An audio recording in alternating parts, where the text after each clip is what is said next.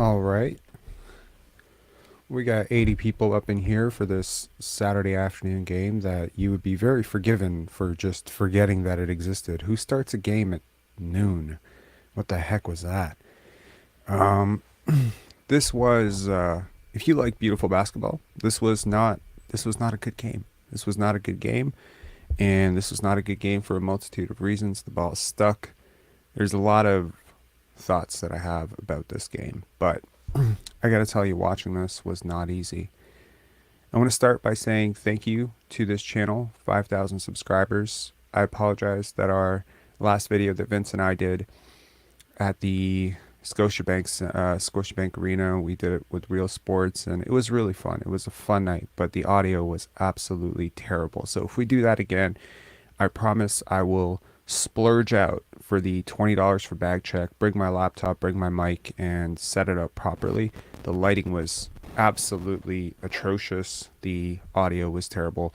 And yeah, but I do want to say that I pulled that video off to edit it up a little bit. It's taking a little bit more time just to get the audio somewhat audible. But I did take a whole bunch of stuff in terms of videos at the floor level. We were three rows behind the Pelicans bench, and it was so cool to see the action up close. We got to see Chris Boucher launch from the free throw line up close, that Pelicans game. And you'll notice I'm talking about the Pelicans game because I'm almost putting off talking about this game, but I just want to say that some of those clips that I took were really cool. Like, I'm not comparing it to open gym style, cinematography, but some of it was really cool. Frankly, it's a perspective that I haven't seen in terms of a Raptor game in a really long time. I have attended courtside before, but it's been ages, and the prices are enormous. So big shout outs to Vince, and thank you so much for setting that up, and Vince's cousin for getting us that close. I hope we're that close again someday. I'll certainly make more of that opportunity by shouting at the rival bench and probably getting myself kicked out. But nevertheless, it was really cool, and expect that video to drop maybe sometime tonight where I put some of those clips together, and hopefully it does not get demonetized. To the point of 5,000 subscribers. Thank you guys so much. This is such a cool milestone. I had initially, not to put a damper on it, I had initially set that target for New Year's. We are, making it 53, 54 days later, but it's still really humbling. We really didn't start putting effort into this channel until July, so really like July to February, first 5,000 subscribers. It's only going to go up from here, guys, so it was awesome. Now let's talk about this game. Wow. I feel like if I flash the team stats, it should probably tell you exactly what happened in this game. And let's look at it. Because while the Raptors finally, and I do mean finally, do not surrender 50% from the field against an opponent, my gosh, they managed to shoot 37.5% against one of the worst teams, the second worst team in the NBA, that's missing two of their four best players. In my opinion, Jalen Duren and Cade Cunningham are probably two of the top four players on the Detroit Pistons. And the Raptors just, their offense just looks discombobulated. And again, a surprising sort of trend lately, the Raptors give up more field goal attempts than their opponent. Now, how the hell do you manage to put up fewer field goal attempts than your opponent, shoot worse from the field, barely better from three, and still win? Well, that's the free throw differential. And even though both teams shot horribly from the free throw line, the Raptors do happen to, they get more free throws to go down. They didn't shoot well, but they took 34, and the Pistons took 14. So, big kudos to the guys who got there. Big kudos to the Pistons for picking up a bunch of technicals. James Wiseman, slamming his fist down with, impunity, upset perhaps that he has been, he's finally gotten his wish of, not being in Golden State, but then he gets basically banished to the NBA outpost that is the Detroit Pistons. It's a terrible team, man. I don't know, like, my empathy to your GOAT and to all Piston fans who have to watch this, but like, Killian Hayes is bad at basketball, man. I'm not trying to be rude. I'm just telling you, Killian Hayes is really bad at basketball. Everything that guy does on the court is wrong. It's almost consistently. I've watched 4 games where he looked like an NBA player in his entire career. And I've watched a lot of Piston games. I don't know why I watch a lot of Piston games. Maybe I like, maybe it's just like, it's partially because I watch a lot of Raptor games. And it's like, it's almost like something you need to watch, something that's worse than what you're watching. And you just turn on the Pistons. And then suddenly you don't feel so bad about the Raptors offense. The Raptors get out rebounded horribly. Let's look at, who had a good game for the Raptors. Pascal Siakam's been on a bit of a run, a little bit of an individual run, if you will, averaging 30 points per game over the last 5 or 6 games, I believe. And, he gets pretty close to that, extending his streak of going over 25 points. He had a really terrible January. So if you're a big Pascal Siakam fan, and again, January, ton of games where he was just really checked out defensively, really not engaged, not getting any steals, not getting any blocks. I mean, how many? I mean, if you go through his game stats, his game logs in January, you will see a plethora of games where there's 0 steals for like 2, 3, 4 games in a row. And now he's getting 3 steals, 2 blocks. He's doing little step back crossovers, giving all new meaning to the term and one, you know. I think he played reasonably well. I mean, really ball dominant, of course, but that's kind of gotten used to that with Pascal Siakam. Not the greatest shot diet. Again, you get used to that with Pascal Siakam. Couple of really messy defensive plays where the Raptors started to, sort of sputter and leak oil. It was including that it was around the 3-minute mark of the third. To anyone who wants to go and study film, when Bogdanovich just got right past him, like he didn't even move. It was like he was a pylon, like he just completely stood still. But overall, I think this is an uptick in defensive effort from Pascal Siakam, and yeah, the offense around him just is not working. Pascal, OG Anunoby, again, like he's coming off an injury. I'm not saying that this is a bad performance from OG Anunoby, but man, if there's anyone who is struggling right now, it is him, right? -1, plus minus, not, you would say that probably isn't very indicative, but he played 39 minutes and he was -1 in a game that, in all honesty, probably should have won going away. And yeah, the Raptors were, I'm not going to say they were better with him on the bench, but he is struggling, man. Like defensively, he's putting in his all.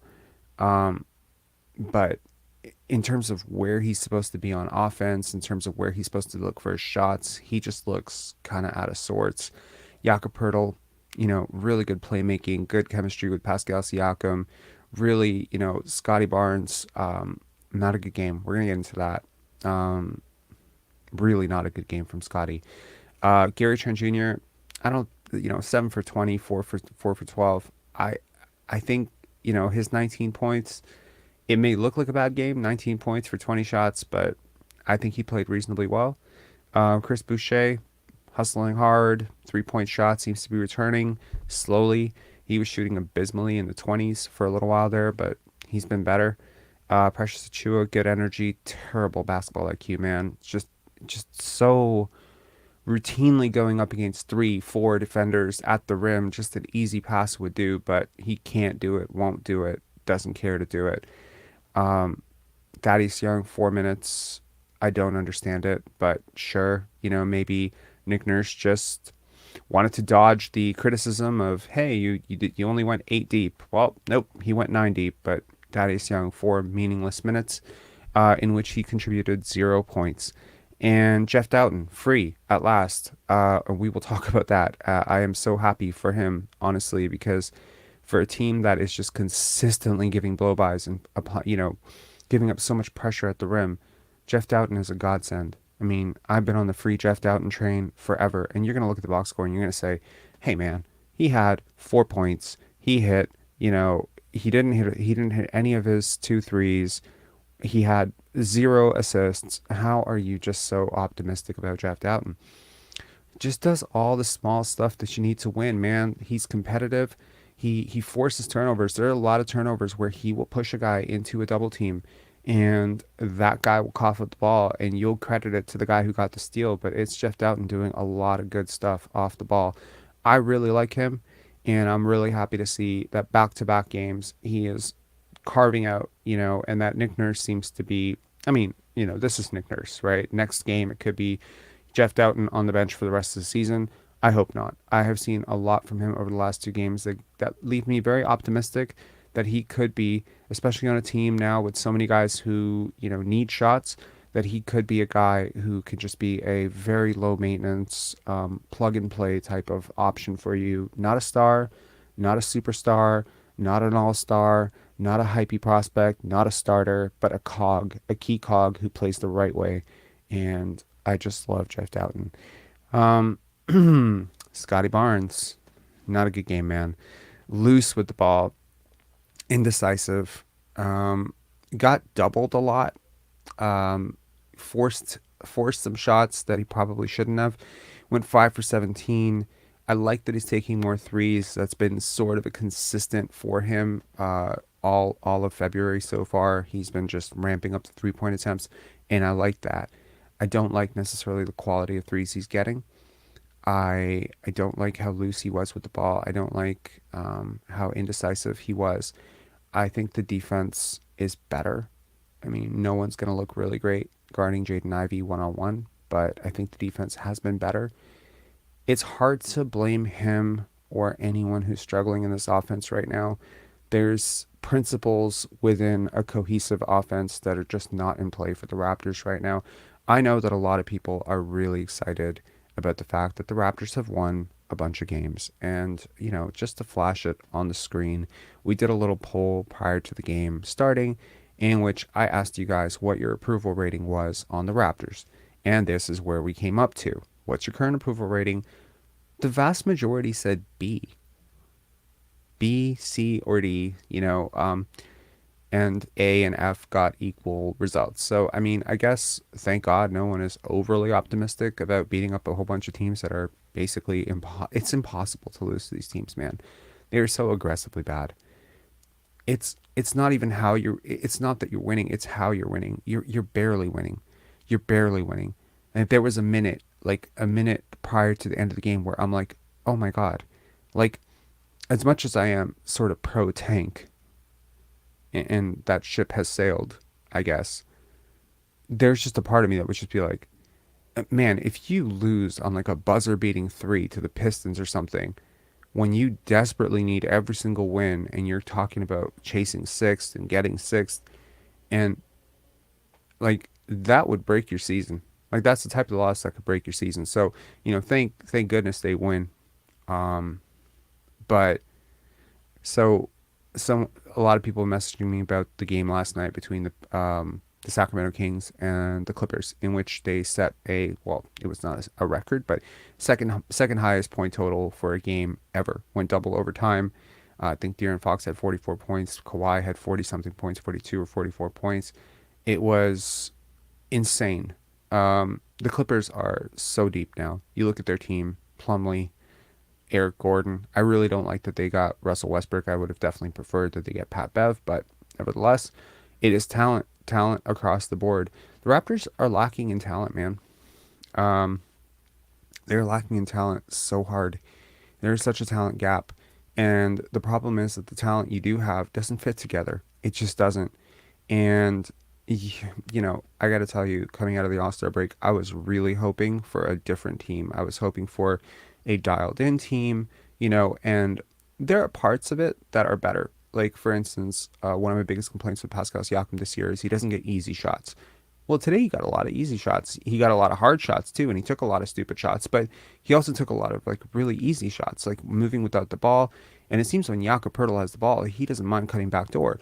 Is that sustainable? Is that scalable? Are you going to have a defender as silly as James Wiseman and, Killian Hayes? Are you going to have that duo ever on another team that isn't the Detroit Pistons? Probably not. Probably not, But it's still good to see Pascal Siakam moving without the ball, because I got to tell you, 40 games ago, that really wasn't happening. He was pretty much firmly parked, 35 feet from the basket, clapping his hands, asking for the ball.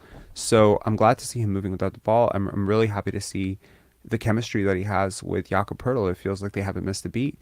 But the problem is that you have a team that really, I mean, you do need to create some semblance of an offense that makes sense or something.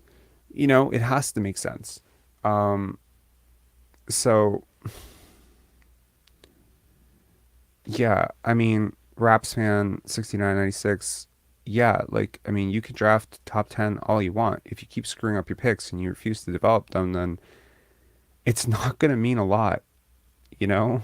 Like you can't just keep drafting top 10 talent. Like you're not drafting top 10 talent. Like you're just taking top 10 picks and wasting them. Killian Hayes is not a top 10 talent. I don't know if we do that draft again with the benefit of hindsight, I'm not sure Killian Hayes gets drafted in the first round. In fact, I'm positive he doesn't get drafted in the first round. You took him top 10. You took him over a very good player. Um, Randy Randy Rail, thank you so much for the super chat sticker, man. Appreciate it. We're gonna get to some call-ins. If you'd like to call in, you can definitely call in. I believe the comment is still pinned to the top of the stream, and if you can't find that, because surely I can't sometimes, it is also in the description. So we can get some call-ins, some reactions, and sorry, I'm just scrolling back to all the messages to make sure I haven't missed anything. All right, so let's start up with Chad. Chad, what up, man? How you been? You hear me okay? I hear you fine. I've been good. So, nice, Yep. man. Been busy, so I was like, oh, 12 o'clock. If he does a call, I can actually call in for once. It's late game's been hard. Um, I was mentioning on the other chat that you had on your post about Jakob and his breakdown. I know you're not totally sold on him, nor am I, but I do like his IQ, and I wanted to know what you thought about his IQ wise, because like I think he could be a good use and tool for making Koloko better. If they pair it up and he starts, working on his Koloko's 2 steps, because Koloko, when he grabs a rebound, he just puts it back up. He doesn't take the extra 2 steps that Jakob's taking. And I think Mm-hmm. that's making a big difference. So it just, in terms of IQ and passing it down, I think it's a good option. I wanted to know a little bit more what you thought about on it, at least how he can take advantage of his IQ. Um, so his IQ is really high, obviously. And, Scotty has not gone out of his way in interviews to praise his teammates' IQ generally. He's gone out of his way twice now to praise Jakob's IQ, and it's real. He's a very smart player. He has very good basketball instincts. He's extremely well coached, and it's great. It's great to have a target that you could just, I call it release valves. Release valves are corner shooters, short roll passers in the middle of the court. In a lot of ways, a guy like an Andre Iguodala due to his passing, a guy like Draymond Green due to his short roll passing, a guy like Steph Curry. These are all release valves in a lot of ways, because when the offense gets congested, you can always find them and they can sort of unclog it, right? They're like plungers. So in that sense, he's great. My issue with the trade has never been that I don't think Jakob Poeltl is a smart or good player. That's Yeah. never been my issue. Oh, My same. issue with the trade is he doesn't fit. Number one. Um, Number two, I think his best days are behind him. And, Fair. numbers be damned. I don't necessarily think that he's quite the defender that he was 2 years ago. And, maybe that's asking for a lot. But I think if you were to take Jakob Poeltl 2018 to 2023 versus Jakob Poeltl 2023 to 2028, if they're thinking long term, I, I'm assuming that the previous, the first one is going to be better. Yeah. So you're not necessarily buying on the upswing. You're kind of buying on the plateau or the downswing, and you got to sign him. There's very limited, like I'm thinking of this from an asset management perspective. There's very limited upside on this. If he plays extremely well, like there were like, I don't know if I'm allowed to say this. Anyways, no, I'm not allowed to say this. Anyways, let's just say there's been no, I can't say it.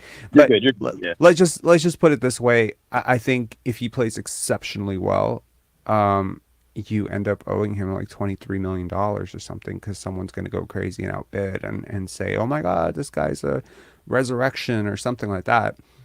Um, and if he doesn't play well, well, you're probably still going to have to sign him for a certain amount of money, and now you're signing a player that you've given away 3 draft picks for. They're really basically not bringing him back is inexcusable at this point from an asset management perspective, right? Bringing him back obviously complicates bringing back other guys, and there's also of course, the complication of how does he fit in long term with your pieces that are actually building forward. Just feels like, again, just kind of lost on 2 timelines. That's been my take for forever. And trust me, every time he has a great game, like I think last game he had a career high in rebounds. Prior to that, he had a career high in points. That's back to back career highs. And people are like, "Oh man, Rob's gonna look like a real idiot now." Not at all. Not at all. I completely understand that he's motivated, that he is thriving. But until I see this against a really good team that has someone that can actually stop him, and trust me, all the good teams that you're gonna have to face in the East in the finals, or in the wow, finals, in the play-in, whether it be Clint Capella, Jared Allen, Mitchell Robinson for the Knicks, Nikola Vucevic for the Bulls, like almost all good teams have a guy that can sort of battle with him on Yeah. the glass, right?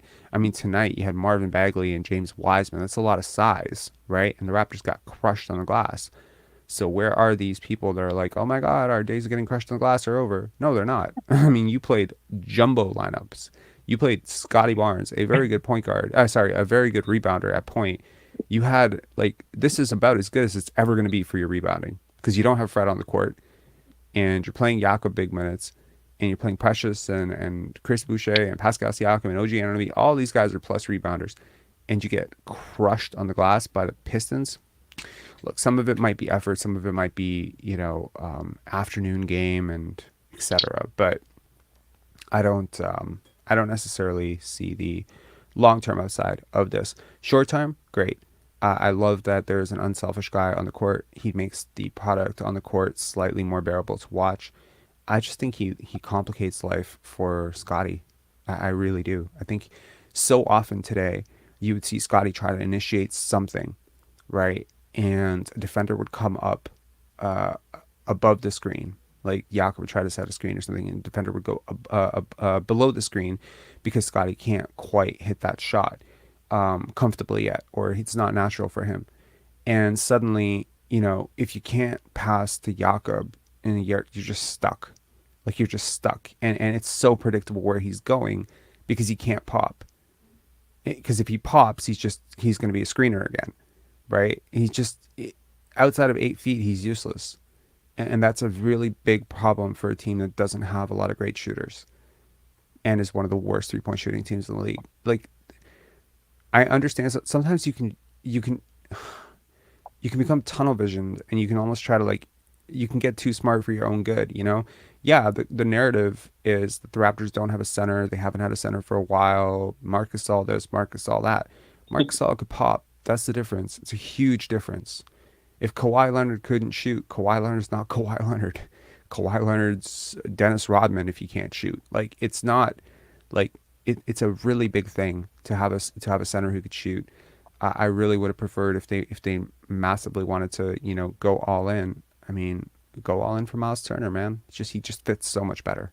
He had a great game the other night too. He popped off, and it was with Yeah. And I shooting. mean, if you just wanted some rim protection, go frigging, offer the Magic a couple second round picks for Mo Bamba or something, uh, like I just think from a basketball and no, I'm not saying that Mo Bamba is better than Jakob Poeltl. He's not, but he fits better. He fits a lot better.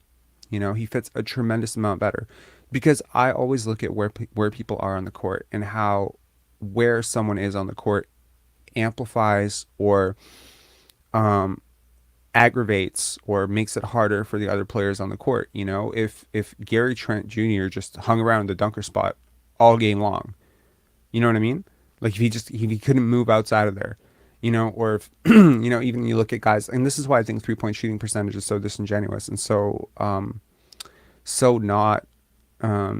not the whole picture, right? So you have a guy like PJ Tucker who just shoots from corners, right? Pretty much that's pretty much where he takes the bulk of his 3-pointers, and there are a lot of players like that, right? And you compare him to a guy who maybe shoots 2% worse, but he shoots from all over the place, and he shoots in all sorts of different directions, and he can catch, and he can do it off the bounce, and he can And you'll be like, okay, well, 38% three-point shooter is necessarily better than 36% three-point shooter. But what they're doing for their teams is completely different. You know, the movement shooter creates so much more velocity. It unlocks so many different angles for his team to capitalize on, unlocks backdoor cuts. And, the stationary shooter he's just sucking a guy 2 feet out of the paint further than he would if he couldn't shoot. It's not the same. What Bruce Bowen did is not what Reggie Miller did. They both shot threes and completely different threes. So yeah. Anyways, long story short, I think Jakob Poeltl is awesome. I think you mentioned at some point that he was shooting 80% or something from the field. Was that correct, Chad? I think we've lost your audio. Hello. You got Okay. me or no? Yeah, I hear you. Yeah. Sorry about that. You mentioned 80% from the field. Yeah, 83 over the first 4 games, but it went down a little bit tonight. But it was Yeah, just he's got a like, fantastic touch. He's got a yeah. fantastic touch.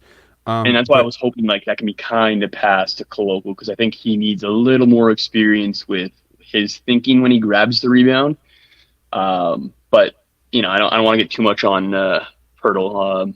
The last thing I wanted to say was with a night where we're shooting this bad, mhm, you think we could have put in Wheezy a little bit, maybe take away 8 minutes from OG, put 100%. in 8 minutes for Wheezy, give him a shot, man. Like, But anyways, I'll log off. I'll let you rant.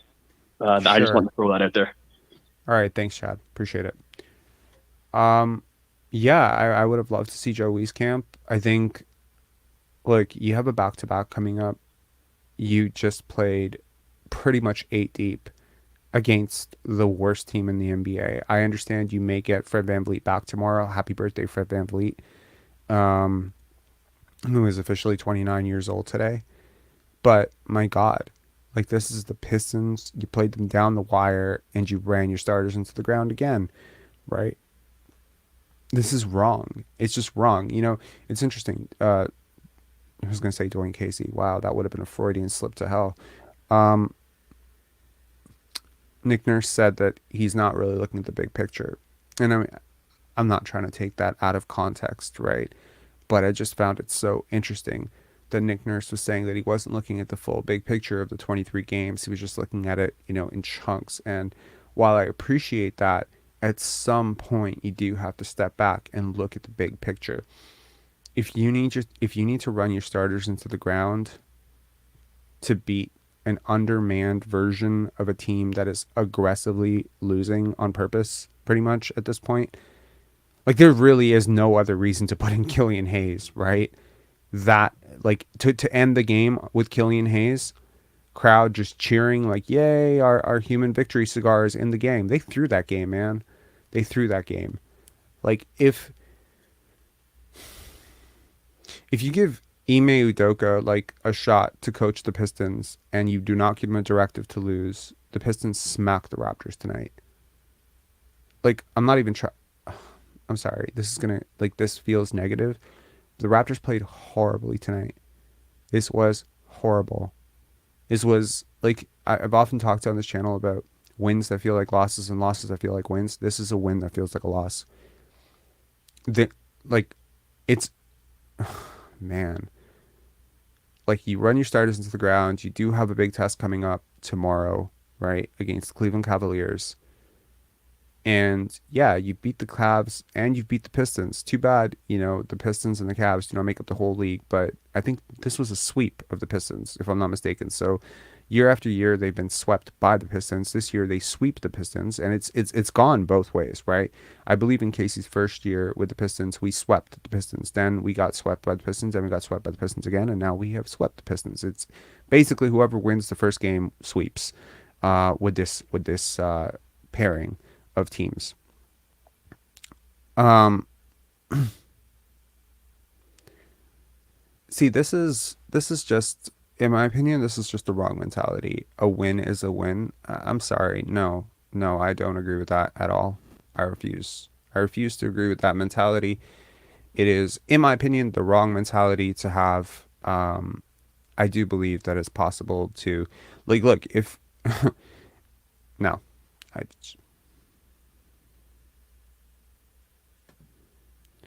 Joey Benzo, I posted this as a comment in your Wieskamp video. If you aren't going to use your bench, Nick Nurse, we're going to run into issues against tanking teams we should be beating.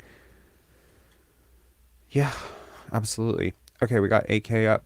AK, what up, man? Oh, is Hello? this me? Yes, it's you. Hello? Hey, man. Can you hear me? I can.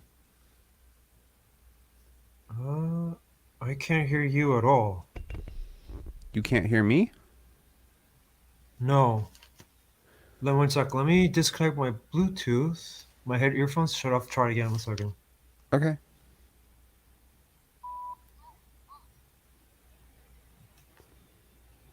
Hello?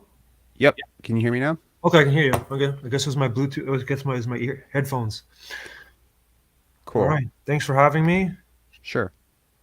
Yeah. I actually wanted what you just said before earlier in the conversation was like this is a win that feels like a loss. I actually agree with you on that. Hmm. It felt like I was pretty much upset the whole time watching the offense. It was just pure ISO ball. There was no passing, hardly any passing at all. It was quite frustrating to watch. Um, the other thing I wanted to bring up was like they also talked about how like the Raptors are playing really good. They won like 6 of the last 7 games, but even though they were all bad teams, right? Yep. I mean, So it yeah. doesn't really prove anything that the Raptors are doing good. Like they're just finally playing it. They're finally supposed to win teams that are bad. We've lost to a lot of teams that are bad this year. Yes. So, I Yes. mean, yeah, I think one of the biggest tests we had so far over this run was the Magic. That's probably our biggest test because the Magic are not as bad as their record suggests, and they've sort of Mhm. been low key beating like some pretty good teams for a Yeah, while they now. have very So good talent. they are yeah, they're a fairly talented team. So Well, yeah, like talented we team, no, just talented players. Sorry about that. Just talented players. no, that's fair, but I think like Markel Fultz is really talented. I really Mhm. like him, and I think Jonathan Isaac, who I don't believe Jonathan Isaac played against us, but he's really talented, and Mhm. Paolo and Franz, and they've got a boatload of guys who can who can play. They haven't put it together, but another high lottery pick, another offseason, perhaps a signing, they have boatloads of cap space. Yeah, that's a team you're going to have to watch out for next year, and probably a team that is going to be competing with you heavily Yes, next year. I can agree. And the Pacers are in the same boat. And maybe that's a good way to sort of transition this away from specifically talking about this game and just ask, what are the Raptors doing for the next 24 months? Because obviously, one of my biggest concerns with that trade specifically was that I did see an outlook in which the Raptors could potentially be bad next year. I don't Yes. want to envision that, but One it's injury. possible. Hmm. One injury, you don't you think you're gonna sign Gary Trent, but he tells you, "Hey man, you made me come off the bench in a contract year. I'm done with this." Hmm. You think you can smooth things over with OG, but he just demands a trade, and maybe he doesn't play so well now. I mean, I was chatting with somebody over during the game, and we're like, "Man, OG seems really, really like he's struggling." And Well, good luck trying to. that was his first game back from a wrist injury, which we all That's believe. not true. That's his second No. game back. He Oh, you're was talking back about by today's game. I talked about last game. Even No, today, like he struggled hard today. yeah, He went today 2 for 7 in 40 minutes. he didn't even like they weren't feeding him the ball. There's a lot of time where he was wide open and they weren't past like when Pascal was trying to drive in, he does a set play. He brought in the defender to come into him, and OG was wide open on the right side in the fourth quarter.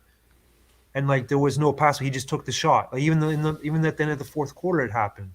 And OG was wide open. Like I haven't seen he only took 2 shots in the first quarter.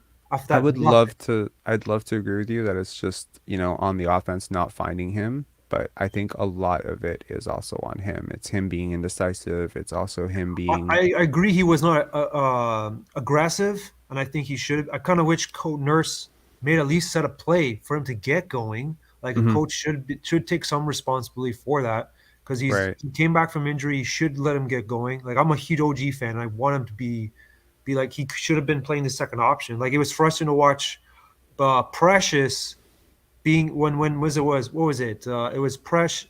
was in the second half. It was Precious, OG, Boucher, and Scotty. And Mm-hmm. then Precious, for some reason, was demanding the ball and was taking all the shots. Right. So I was laughing the whole time that he was doing it because, like, because you even talk about Precious, he doesn't really have the IQ. He has to Mm-hmm. get it. Sometimes I feel like it's good for him to play in the G League just to gain some experience because he doesn't Yeah. really just to learn how to pass the ball and stuff and Yeah. practice it. My home handyman, deepest top five in the NBA. Let's go. Can you explain this? Yeah, I don't What does that understand that. mean to be the deepest top five in the NBA? Like, do you mean the most talented starting lineup in the NBA? You know, I was listening to a Ringer episode yesterday. I think it was a Ringer episode, with Bill Simmons, and Bill Simmons. Love him or hate him, he made a really good point. He said there are about 100 or more guys in the NBA who can put up 20 points per game with the current scoring curve and inflation. And I 100% agree with that. I think there might be more. I think there are a couple guys in the G League where if you featured an offense around them, like let's play a hypothetical. Let's say tomorrow, half the team just decides we're going to sit the game out, we need rest, and you feature an offense around Joe Wieskamp taking 20 shots. Is he going to put up 20 points? Hell yes. Hell yes, he would. Shoots way too well from way too deep. Like, he could. My hometown handyman, I really appreciate that you're trying to be positive, but this is getting toxic. Wait, who are you talking Like, about? Our team? yeah, we're stacked. Who are How are we? we Like, stacked? look, there's a way to be positive and without being delusional, in my Yeah, opinion, we were right? This is realistic. delusional. We are not stacked. No, We are not stacked at all. the Okay, bench we is have a so lot of terrible. guys. Yeah, like, and I mean, this is a team. Like, look, I think I'm trying to understand what would make me happy. I think what would have made me happy is if you just say, okay, we're gonna go all in. Like, even if I don't agree with it, just do it though, but do it in a way that makes sense. So there were guys available in the buyout market, who I really believe could help. Patrick Beverly could probably help. I know I'm probably higher on Patrick Beverly than a lot of other people, but did you But see? he's not a Did good you? shooter, though. It's good enough. It's good enough. I'll give you that. Yeah, it's better than the other players we have. Hold on. I want to check. I want to check that, because I think sometimes, like biases can get in the way. I want to check what Patrick Beverly's shooting averages are, because I think you might be surprised. I mean, if you had to ballpark it, what do you think Patrick Beverly's career 3-point shooting percentages? And what do you think he's shooting? Yeah, like what do you think his career 3-point shooting percentages? Low 30s. Put a number on it. I'll tell you higher or lower. Oh man. Career. Let's go 32. Up. Whoa, 35? Up. Wait, really? Yep. Wow. 36, Up. 37. Up. What the hell? Yeah. Okay, it Yeah. has to be lower than 40. It is. He has a career 37.6% 3-point shooter. All right, I'm amazed. The one thing I give Patrick Bailey for is that like he what's it called? Like he helps for team like winning plays. He'll do it, whatever Yeah. it takes to win. I mean, he had a season, my dude, like where he started 63 games for the Houston Rockets in 15-16, when I think they were pretty decent that year, and he shot 40% from three. 40. Oh, I think I lost you.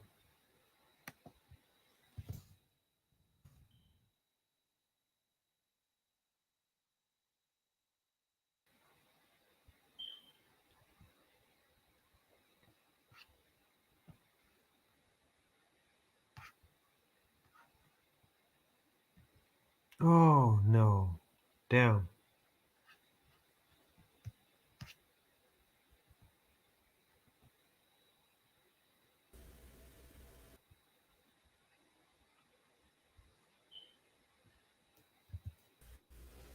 My apologies. I got myself kicked out. Oh, I it wasn't me. It wasn't my internet. Okay, No, it wasn't. It wasn't your internet. My Firefox crashed. My bad. I see. No problem. Artie Lange. That's funny. Um, that's funny. Okay.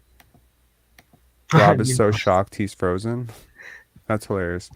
All right. Um, That's funny. Anyway, so yeah, I think Patrick Beverly could have helped, and I think if you're a team that, I mean, honestly, at this point, you could very much argue that Malachi Flynn is probably on the outs, right? With Yes, I can you're agree. playing a two way guy over him. You've played Banton over him. You've played Scotty and Pascal at point over him. At this point, either him or Delano Banton probably need to go. Maybe Juancho needs to go. If I you can't play hope Juancho Delano right now, Banton is not going to leave. I like Delano Banton. His height, his vision is good. He improved his 3 point, like the way his catch and shoot three has improved to me the last time I've seen I him. agree. I agree. He's made some progress as a shooter. I think he's got some versatility as a defender. But on a team where your two or three best guys are all kind of the same size, same skill set, but just way better than him, like OG, Pascal, Scotty, right? Mhm. Having another guy like that, you need roster diversity. You need a guy like Isaiah Stewart. You need a guy like that. You need a guy like um, I understand. an Eric Gordon. Like that's a different type of player. It Yes, allows, for a coach with a little bit of imagination. It allows for something. Not an Iman Shumpert. Wow. Um, who am I thinking about? Ugh, not Iman Shumpert. My gosh, the guy Landry Shamet. Landry Shamet, that type of player. You need a okay. different type of player. He's a good guard. Wendell Carter. Like these are different types of players. You don't have these types of players. You just have a whole bunch of the same type of player, and it's just one is just worse than the other. And Thaddeus Young. I mean, he got 4 minutes tonight. Can't Yeah. getting 4 minutes Well, against like the Detroit Pistons he because was he too doesn't slow. fit. He Because he doesn't doesn't fit. No, fit. no. Well, he doesn't fit because now you have Jakob Poeltl. You can't play those two guys together. They need the exact same place on the court, Yes. right? So it's like this is just, I understand the good vibes. Okay, I get it. I want to be a part of it. I do. I so desperately do. Trust me, I don't want to be this terrible person who goes on the internet every single day and complains after wins. I don't want to be that person. I'm genuinely excited. Yesterday we received a sponsorship opportunity, and who knows, we might take it, they might take it, who knows. And it's really our first one, and one of the things they said was like, hey, gearing up for the playoffs, it's going to be so great. We're expecting like more people, and it's like, yeah, that would be great because you've kind of not going to get a great pick this year. You lost your pick the next year. I You might as know, well right? go for something, you Yeah. know, because it would be devastating to finish like outside the play-in Mhm. with all of this effort. Like I don't even understand what that Right. would be for. Or to finish eighth or ninth and get bounced in one game, like that would be just a horrible end to the season. And I think that would Mhm. just be very deflating for this organization to have sort of banked on a certain outcome. But man, don't sleep on the Wizards. Don't sleep on, I mean, the Pacers are aggressively going the other way, but don't sleep on them. The Orlando Magic, like the Raptors are grouped with these teams for a very good reason because they are a lot like these teams. Right. So they may be distancing themselves now from the Houston Rockets and the San Antonio Spurs and the Detroit Pistons of the world, but they've now pushed up to a new level of mediocre, middling, no man's land type teams. And for a game like this, for me at least, to be somewhat digestible or worthwhile, you have to just blow the roof off. And Mhm. the fourth quarter has got to be, yeah, I don't know. I didn't like it. Yeah. Like, there's only two more things I want to talk about. Sure. The second last one I want to talk about was like Pascal finally getting off the ball and doing cuts. I've always been dying for that because he's really quick, long arms. Cool. Yep. I But like agree. he was finally willing to do it. I think because of Jakob. Is it because he finally trusts someone with the ball? I don't know. It's kind of Right. weird. Hmm. And the last thing I want to talk about is for tomorrow's game against the Cavs. I think this one will really help us see where we are with Pirtle. I'm assuming, like, see how that's going to work out with against what's their Jared center? Allen, Yes, thank you, Jared Allen, and then the Twin Evan Towers Mobley, technically, yeah, Evan Mobley. Yeah. Evan Mobley, yes, I mean that should be a really interesting test. I think yes, the Raptors will struggle for sure. yes. Because Darius Garland, Donovan Mitchell, that's a lot of point of Well, attack pressure. I'm hoping OG will be guarding Donovan Mitchell. He will be. Yes. He most certainly will be, and I'm sure Scotty and Gary will probably switch up on Darius Garland. But Mm. I do worry about Mobley, obviously. Yes. Um, they have talent, and even putting OG on Donovan, he's still catching his wind. He's been off for a while. This is not peak OG, No, of in a course not. rhythm, right? Yep, So yep. yeah, Pete Sort King of went saying out. Cavs by 12. Let's see tomorrow if that ends up being prophetic. Who knows? Or maybe the Raptors are just sort of playing up or down to their competition, and we come out tomorrow and it's great, right? It could look great. I am just looking forward to seeing this team against a team that's actually decent, Mhm. and one of the underrated sort of, let's call it, perks of playing this early is you do have like a full 27, 28 hours until the next game. So that's good. Right, that's Yeah. true.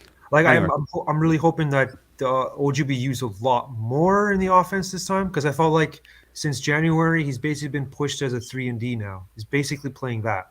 That's yep, all I've seen he him has doing. been. Just catch and shoot. He's not driving the paint anymore. He did a little bit of he did bit more passing, I would say, in Yep. this first half, but that was really good. Yep. Um, All right, I'm, AK. I'm, Thanks a lot, man. yeah, Thanks, thank thanks you for very calling in. much. Appreciate it. Cheers.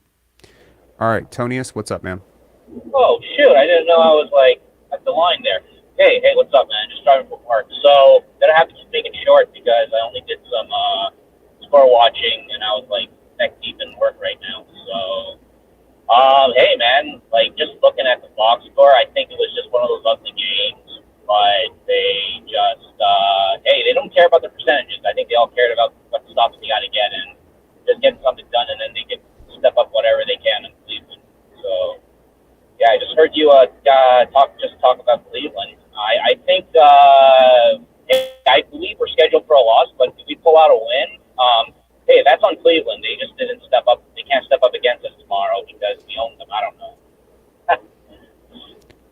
Yeah, I mean, it would be quite an interesting thing to sweep Cleveland, but I'm old enough to remember us. Well, old enough. It's not that long ago.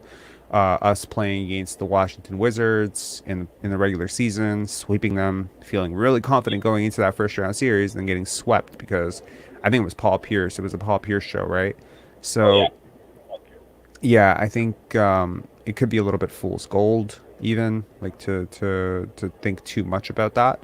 But yeah, anyways, man, drive safe, and thanks a lot for calling in. Yeah. Hey, one more thing. Patrick Beverly for the Chicago Bulls. See, I'm going to that game on Tuesday, and there's one thing that I think Patrick Beverly does for Chicago is that sometimes, even when you really just realize, sometimes at work when things are kind of getting really stale, you Hmm. sometimes might need somebody who can't shut the fuck up, but like a positive can't shut the f up because sometimes if they do that, it just it helps it changes the dynamic where you end up actually you can't help yourself. You act differently when somebody comes in, talks more than usual, and then you become a little less introvert with how you do your work, and then it might be changed for the better. So we could be dealing with a more focused Chicago squad because a guy like I guess Iota Sunu and Patrick Williams, they seem to be kind of like the way they play is kind of shy, like because they think they're still rookies. But I think they need a guy like Patrick Beverly to tell them, like, hey, you're better than this. Blah blah blah blah blah blah blah blah blah blah blah blah. And then it's just like, oh, they're a little. Then they get a little bit more aggressive. So we might be dealing with a much better Chicago team. Yeah, I Yep. agree with you. I think Patrick Beverly is awesome. All right, man. Thanks a lot for calling in. Your Yep. audio is horrible, but thanks for making an effort. From the phone. It's from the phone. Yeah. It's from the phone. Look, I mean, I'm no stranger to horrible audio. We did this. We did the live stream from Real Yeah. Sports, and it was just like people were like, "No, no, no, your audio is fine." And I was just like, "How the hell could it possibly be fine?" There's speakers blaring. There's people chatting. There's bartenders, clanking things. There's, phone audio sucks. But I'm gonna get a better phone. I'm gonna get a better laptop. I'm moving on up in life, as Scotty Barnes says. Yesterday's price is not today's price. And yeah, that'll probably be the last bit of this chat at some point. So yeah. All right. Tonius, thanks a lot for calling in, man. Okay. Yeah. Thank you. All right. Jerome, that's funny. He's on that 1G connection. I don't even think I mean I'm sure 5G comes from somewhere. I'm not too overly well versed in that. But thanks a lot. Thanks a lot to everyone for calling in. Um yeah, so let's just take a look at the standings real quick. Real quick. That's where we're at in the standings. We are, you know, separating ourselves, I guess. We've moved up to ninth. We are ahead of the Washington Wizards, whom we would face. You know, right now, if the play-in started today, how would it go? Well, you would have to beat Washington, and then you would have to beat Miami, potentially, or Atlanta for a right. And these are one game series in which, I hate to say it, you probably won't have the best player on the court. I don't even say I hate to say it, because if you had to face Atlanta, you're facing Trey, who can put 50 on your head in no time. If you're facing Washington, you got to face up against Bradley Beal and Kristaps Porzingis, who present all sorts of problems for your team, right? If by chance the Miami Heat lose to the Hawks, now you have to face Jimmy Butler and a team that has Jimmy Butler, Kyle Lowry, and Bam Adebayo, right? I'm just trying to keep it real here, guys. I'm just trying to keep it real. So that's your pathway. And at the end, if you make it through, congratulations. You now have a 7-game series against the Bucks or the Celtics. For me, honestly, sixth is it has to be sixth. You have to get to sixth, and it's non-negotiable. What is the pathway to sixth? Well, you have to leapfrog Atlanta, Miami, and Brooklyn. Brooklyn just lost to the Bulls, and they are terrible. So, leapfrogging Atlanta, who is signing a new coach and could very easily turn it around, go on a 10-game win streak. They are more than talented enough to do that. And say what you will about Trey Young. I know there's Tamberlin, who hasn't been on the show in a while, but she hates Trey Young. I don't like Trey Young at all. But I can tell you right now, yeah, like, he's hella talented, and you know, if he and DeJounte Murray can figure it out, they can go on a 10-game win streak, no problem. You know, 8-game win streak, no problem. So sixth, it has to be sixth, or this is a short season. It has to be sixth. And congratulations, you make sixth. You got a first-round date with the Philadelphia 76ers. That's Tyrese Maxey. That's Joel Embiid. It's James Harden. Familiar territory. Can you beat them this time around? You did all of this so that you could face up against Joel Embiid and watch him do airplanes on your team again. I don't know. That would be a series where I think the Raptors have a chance. I got to tell you, I watched the Milwaukee game the other day. I'm not sensing it.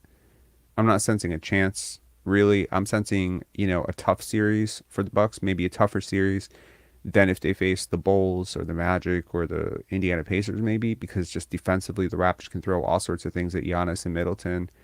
But yeah, like, that team is just so disciplined, so well coached, so cohesive, so dominant. And then the Celtics are just on a completely different. You guys watch the All-Star game, right? I know the All-Star game is a glorified pickup game, but Jason Tatum is really on another planet right now. As a talent, Jaylen Brown, that team is just, I do not want to see them in the first round. I'm just being straight up. 8 seed is just, it's a death sentence. Whoever wants it, enjoy the experience. You're going to get 4, maximum 5 games of quote-unquote experience. And you can get bounced, right? I'm sorry, like, the Celtics are hungry.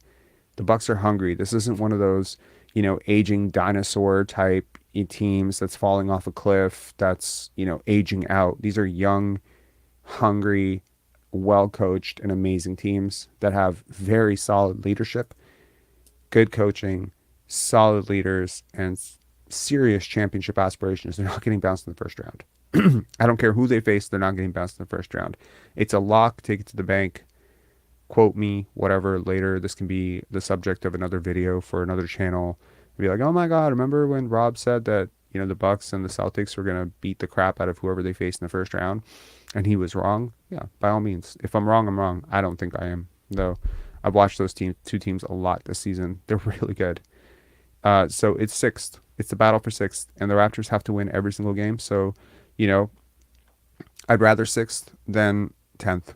I'll tell you that right now. I don't care about the draft pick as much. I'd rather 6th than 10th. I'd rather all of this not be for nothing, because 10th, it would be for nothing. 9th, it would be for nothing. 6th, at least it's like, okay, you gave up a pick, you gave up a second rounder, you gave up another second rounder, you made a calculated bet, and it paid off. Congratulations. You made it all the way from where you were, which is 11th, to 6th. And now you've got some momentum going to the playoffs. And hopefully, you get a different outcome against the Sixers. And once you get into the playoffs, who knows, man? Injuries happen. The Raptors have been on the receiving end of injuries. Last year, they were not healthy against the Sixers. Maybe this year, the Sixers are not healthy. Who knows? I'm not praying for anybody to get injured.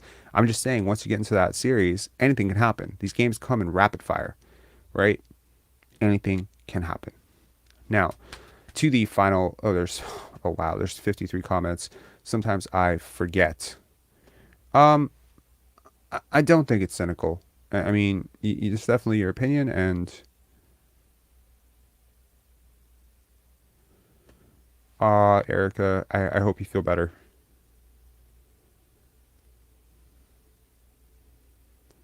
I think there might be a bug going around, man. Yeah, I don't know. I had a whole bunch of people tell me today that they felt sick, so I hope it's nothing serious. I hope you feel better soon. It's okay. MT. No offense. The word literally, it's not literally impossible. It's actually literally very possible. In fact, let me just do some quick math here. It is literally possible for the Raptors to get first seed. It's literally possible. It's damn unlikely. And it's virtually impossible. But it is literally possible. Sorry, Asperger's acting up. Math acting up. Literal is like when you use the word literal, try to be literal.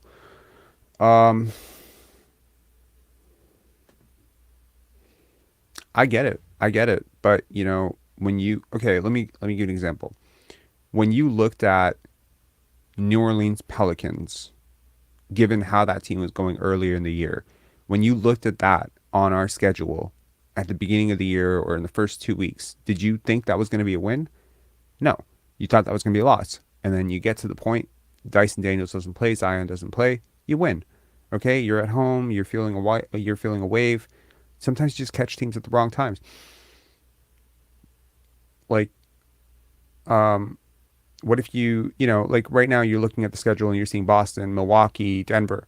What if those teams decide to rest against us because they just don't care about playing their starters into the ground the way that we do?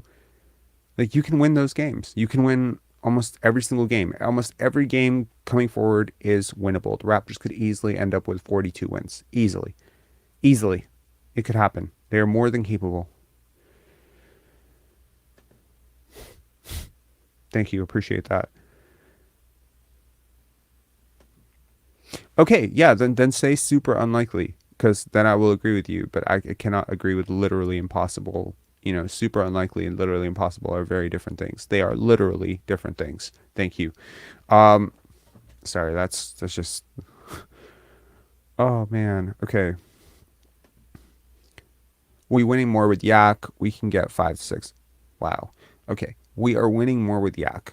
I don't think you're catching Philadelphia. I don't think you're catching 5, man. I'll be honest. I don't see it.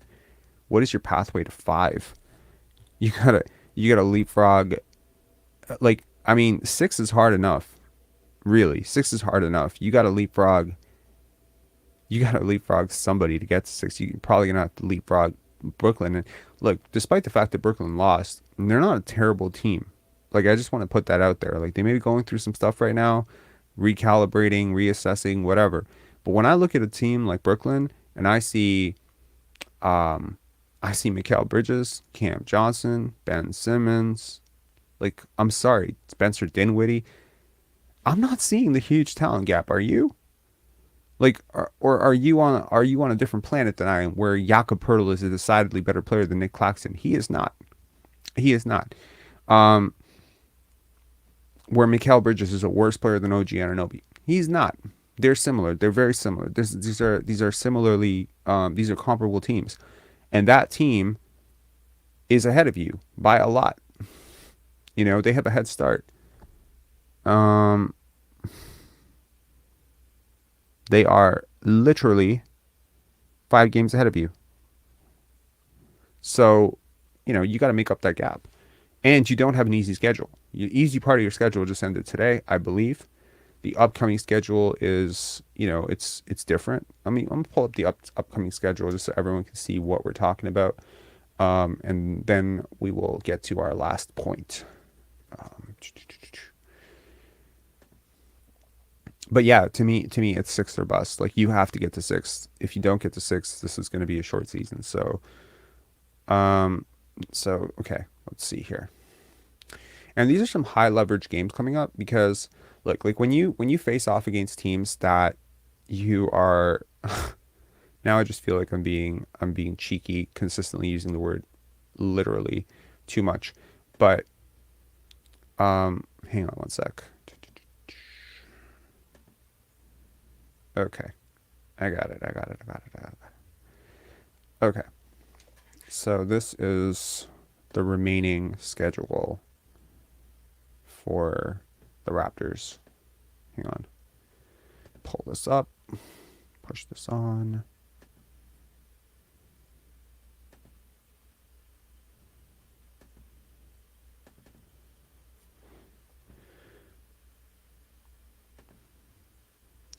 There you go.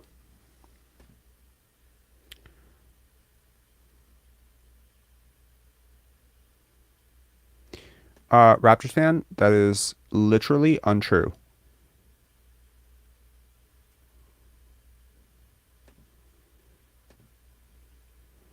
Veggie stew, that is literally true. Well, actually, it's subjectively true. Subjective truth. But I agree.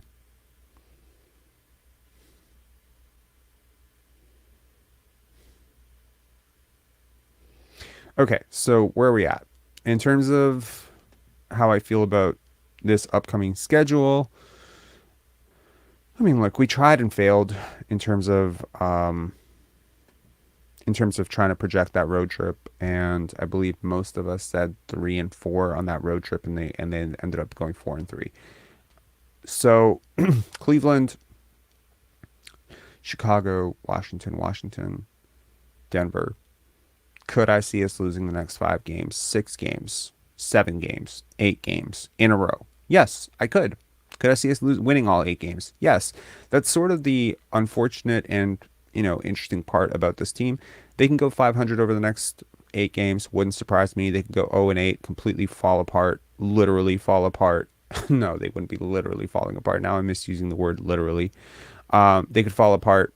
Their season could be over in the next 8 games. I think this is a very crucial stretch for this team coming up. And, you know, a lot of it will come down to shooting luck. A lot of it will come down to health. A lot of it will come down to cohesion and team chemistry and coaching and whether or not teams decide to give us their best shot, right? I think one of the most underrated parts about a win-loss column, if you think about it, and I've definitely alluded to this before, is what version of teams do you actually get to face, right? So many teams out there are just so aggressively bad, and the teams just sort of sleepwalk through those matchups. The Detroit Pistons, most teams don't get up to face the Pistons or the Magic or the Rockets. These are gaps. These are scheduled, you know, breaks in a schedule. You don't game plan too much for these teams. You don't scout as much for these teams. You just kind of go in and you just barely try and you eke out a win and you call it a day. It's not a test. It's nothing. Well, how many teams have come into Toronto this season with the way the season's been going and felt about the Raptors that way? How many teams have just not bothered to show up against this team and still beat us?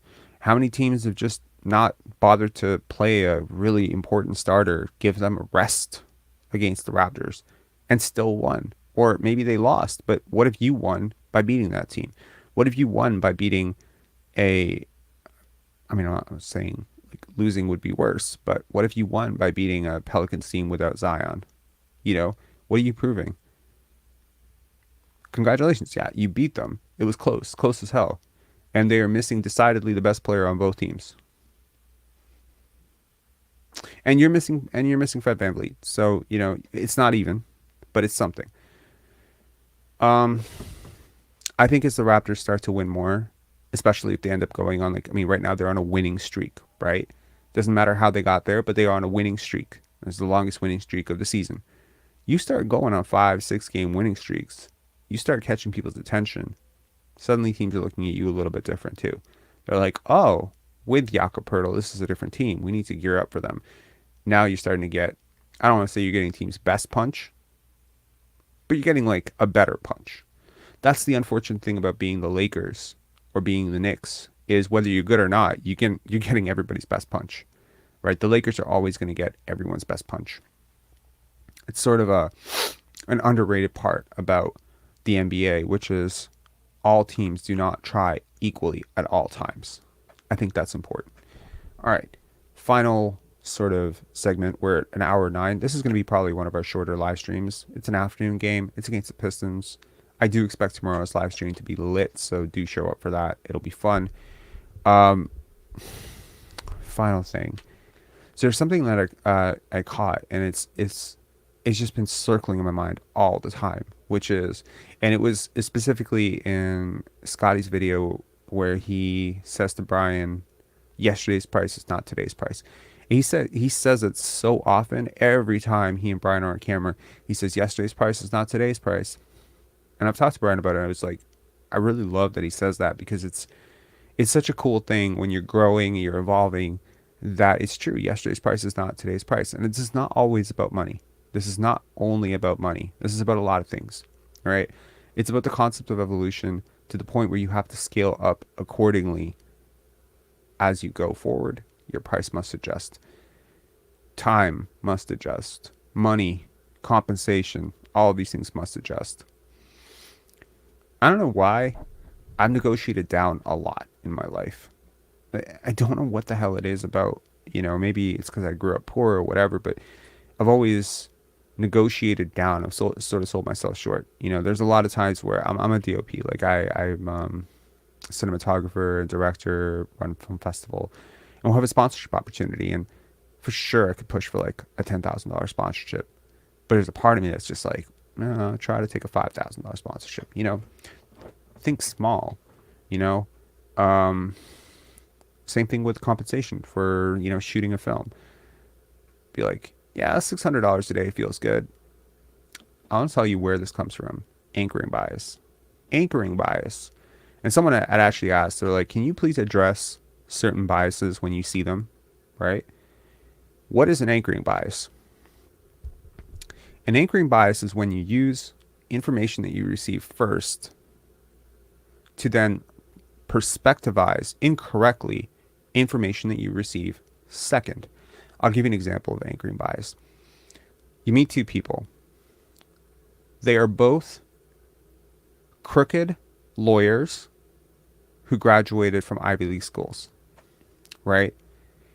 One of them you meet as a crooked lawyer who graduated from Ivy League school, and you receive that information in that order, but crooked comes first. So now every single other thing follows crooked. That was the first piece of information you received about that person. They are crooked. That becomes your anchor, and everything else follows. The other person you meet, you find out about their Harvard education first. You find out about them being a brilliant student. You find out they're a lawyer. Then you find out they're crooked. It's different. Consider you go into a store. What's the dress in the front of the store? If you're a girl or a guy, whatever, you like shopping, you see something in the store. That is the anchor. It's like $190. I have no idea. I don't shop, clearly. I've been wearing the same sweatshirt on these lives for like a month now. So clearly I don't shop too much. But you see that, you know, suit or dress or whatever at the front of the store. It's like $600 or whatever. What is that? That is the anchor. So that you think that the dress that you find in the back of the store for $70 is a great deal. That's the anchor. So for me personally, My first job was $5 an hour. It's $5 an hour. We struggled for dollars, like dollars and dollars. We were quibbling over dollars. So for me, my anchor is so low in terms of money, so that when I was graduating from U of T and right before I graduated, I got headhunted to work at a hedge fund. Man, they could have had my life for what they were offering me. Like really, it was absurd money. It felt like crazy money to me. But I might have felt different about that money if I'd always had money growing up. Yesterday's price is not today's price. Now, I'm not here to like talk about I'm not here to talk about Brian or anything like that. His life is his life and he can talk about it on his own. Um, but I think for a lot of people who come from, underprivileged backgrounds, where poverty, food stamps, welfare, and all that stuff was a really big part of our childhoods, we must untether the anchors that hold us hostage, lest they hold us hostage for the rest of our lives. $5 cannot be, my anchor for the rest of my life. Because yes, when I was 12 years old, $5 an hour felt like a really great thing. It was more money than I'd ever held in my hand when I had, $300-400 saved up. I was like, oh my God, I'm rich. $300-400 is not a lot of money, but we must untether the anchor. We must let the anchor go. That's what an anchor is, right? You set it down, but you can pull it back up. Pull it back up. Yesterday's price is not today's price. If there is something in your life, and by the way, when I said this wasn't only about money, and I'm only talking about money so far, what about treatment? What about someone who treated you really bad when you were younger, right? And they became the anchor. Now, everyone who comes along who treats you a little bit better than that person who treats you badly suddenly seems like a really good person. Untether the anchor. What about someone who seemed really smart to you when you were growing up? Now everyone who's smarter than that person's super smart to you. That's the anchor. Untether the anchor. You want reality? You got to untether the anchor. Yesterday's price is not today's price. So as you consistently evolve, consistently shape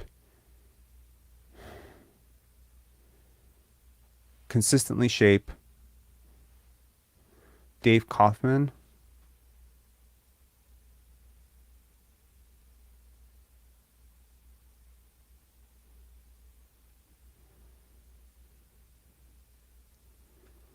That's the representative bias, is it?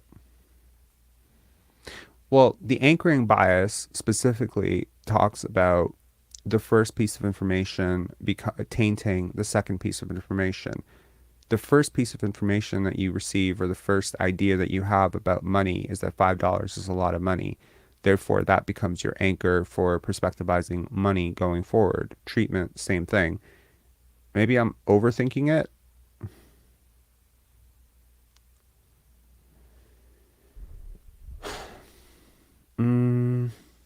I disagree.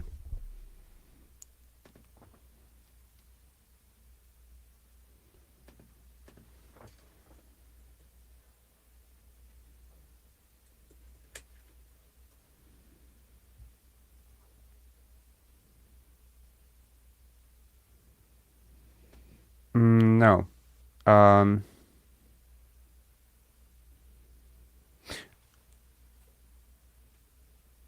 on.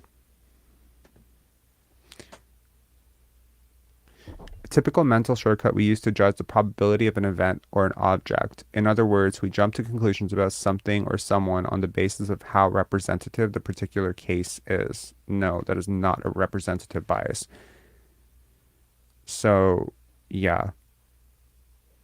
Dave, you can keep saying it over and over again. It's not going to necessarily make it true. I disagree. And apparently so does Google.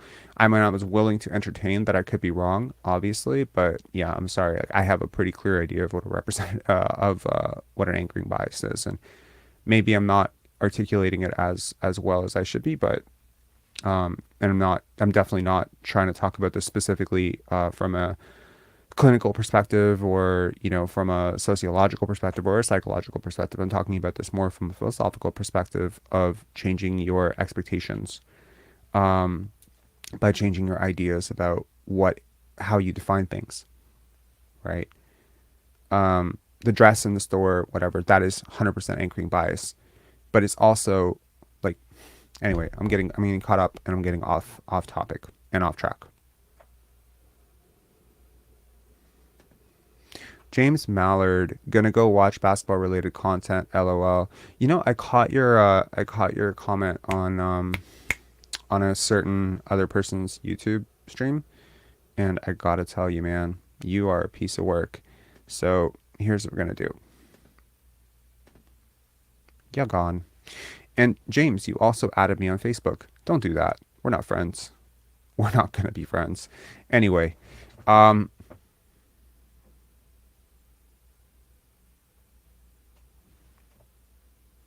I mean, dude, you can just call in. This is a call-in show. Do you want to explain it instead of like going on and on and on in the comments? You can just call in and explain it. We can, if you want to debate it, we can debate it. Anyway, it doesn't really matter. Point being that we need to adjust our expectations. And I've just met too many people in my life who went through something at a very young age, mistreatment, poverty, whatever you want to call it. I don't want to say went through, but they experienced it at a very young age, and it becomes the anchor for how they perspectivize their life going forward.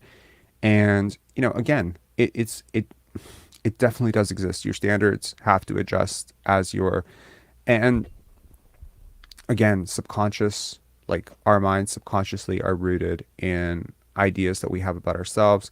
Ideas that we have about ourselves are not necessarily placed by us. I mean, would you trust a 6-year-old or a 5-year-old to wire your mind today?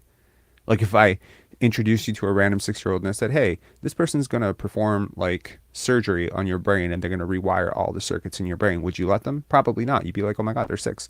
But how old were we, most of us, when we wired our brains? We were 5 or 6 years old. Things that made us afraid. Challenge it. Things that we deem to be. And I mean, in all honesty, this is why, I was at Shoppers Drug Mart the other day, and there was like one of those like little shakers of garlic, and it was $12.99. It's a little shaker of garlic. I got to be honest. I used to pick those up for like $3 and $13, $12 is freaking me out. We need to adjust because that's what inflation is, right? It's not yesterday's price is not today's price. Thank you, Justin Trudeau. Well, what about us? What about us? We need to adjust how we expect people to treat us, how we expect people to compensate us, pay us. And in order to justify that holistically, subconsciously, we need to put in the work to get better. Brian is putting in the work. Handle Life is getting better and better. It is progressing. It is growing. It is expanding. So if you had caught Brian on the way up 6 years ago, maybe you're paying a very different price for hoodies, heavy balls, training. And today, you're going to pay a different price. Why? Because that 7 years of work, you got to compensate that. Well, same with everything that we're doing here, and hopefully the same thing with everything you're doing in your life. I did want to use the last, 10 minutes of this. I did want to use the last 10 minutes of this live stream to hopefully leave with an uplifting message, because I don't really have a ton of uplifting shit to say about the Raptors. And I'm not a negative person, but I'm also not a dishonest person. And I'm not going to, say that this was some great win and kudos and we won without Freddie and whatever. It is not. Like, I'm looking forward to tomorrow. It will be a true test. Make sure to check out our video tonight. I believe it'll drop maybe in like 3-4 hours. I'm going to do some work on it. That video where we had an awesome chance to meet up with Greg. Vince and I had a chance to meet up with Greg, who is the director of the Open Gym series, which I love so much. And if you are looking for some Raptor content and you feel like this didn't quite tickle your fancy and maybe this Pistons game was not great, there is a new Open Gym episode on the All-Star game. And, you have like some really adorable moments with Masai and Scotty and Pascal, and also the very heartwarming return of Jakob Poeltl, and that's sort of like the first half of the episode. It just kind of covers that like week and a half to 2 weeks of the Raptors. And again, as has come to be expected with Open Gym, it's very well done. So thanks a lot to Greg for chatting with us on the previous live, which will be re-uploaded today at some point. Thanks a lot to Vince for getting me close to the court to watch my favorite player up close. It was such a treat. It was so awesome. I was such a kid. I felt like such a kid there. I was like watching Scotty Barnes from like 7, 8 feet away. Or okay, well that's an exaggeration. It was like 20 feet away, and it's like it's so cool to watch that, and got to see that Chris Boucher dunk. Granted, it was on the other end of the court, up close and live, and just feel the explosion in that building. A lot of people have been commenting that there's no energy in Scotiabank Arena, and I don't know if it's because Caribbean night. Oh, and I forgot to mention we got to see Kevin Little. That was super cool too. I'd messaged Kevin Little prior to the game just to say, man, I listened to that song "Turn Me On" in high school close to like 500 to 1,000 times. It was on my playlist all the time. I loved it. And to see it live, to see him live, that was really cool too. For him to kind of share that message that I put about him, that was really cool too. So yeah, Ned, the real fans got priced out. Yeah, I agree, man. Just being down there, I don't mean to speak ill of anybody, but like to be down like close to those, like, well, I don't know how expensive those seats are. 500, $600. Wow, they're crazy expensive, I'm sure. To be down there and to see people on their phones just not cheering, they don't seem to care. The seats are vacant for like, and I was just like, my God, man, like I feel like Robin Hood sometimes. I'm just like, man, can we get some of these people in the 300 section down to these courtside seats to like really cheer on the team? Because, say what you will, Raptors are trying. Misguided as their efforts may be, they are attempting to be competitive. Pascal is attempting to be all NBA. Scotty Barnes is attempting to take the next step forward. OG is attempting to find his way in the offense. Jakob is attempting to, find his way. And hopefully Nick Nurse is attempting to learn how to coach a competent offense. So, yeah. Ned, it's a good point. Yeah, like in terms of energy in the building, that's true. Like Eastern Europe is insane. At some point, I want to do like a cross comparison between why I think EuroLeague games are so much more interesting than NBA games, regular season games specifically. There's a lot to talk about with what's going on in the NBA, specifically 82 games, load management. There's so many bigger topics. I do want to save I initially, this kind of like the Raptors going all in with Jakob Poeltl kind of screwed up my entire plans for content creation, because there was so much that I wanted to talk about with the draft picks, draft analysis. And it just doesn't make sense now, because I'm going to be talking about players that objectively we probably have no shot at getting unless something goes horribly wrong. And, so maybe I just have to push off a lot of those topics to the off season. And, the comparison between EuroLeague seasons and NBA season, that's going to be a topic that's going to be relevant in the off season. The concept of load management, these topics will be relevant in the off season as well. But nevertheless, anyway, Ned, yes, I agree. I don't know how much it has to do with religion, but yeah. Anyway, thank you all for chiming in. And, sort of the final thanks, I was saying thanks to Vince, thanks to so-and-so, thanks to so-and-so, thanks to Vince's cousin. And I just want to say thank you to you guys. You brought us over that 5,000 mark. I appreciate it. 5,000 subs. Let's get up to, I don't know, what's a reasonable mark? 6,000 subs? 8,000 subs? 10,000 subs? I don't know. Also, this is turning out to be our most lucrative month ever. So thank you to everyone who showers the chat with super chats and all that stuff in our last live stream, because I couldn't flash the super chats on the super chat stickers on the screen because I was running it off my phone. I did want to say thank you to Kawato from Mars. If you end up watching this, thank you for your super chat sticker in the last chat. And also, of course, we did shout it out in the moment. Thank you, Larry Kane, for your super chat. Bert, good point, man. 226 in here and only 76 likes. I agree. Make sure, if you do me one favor on your way out, please smash the like button on your way out. It really does help the algorithm. All right. Okay.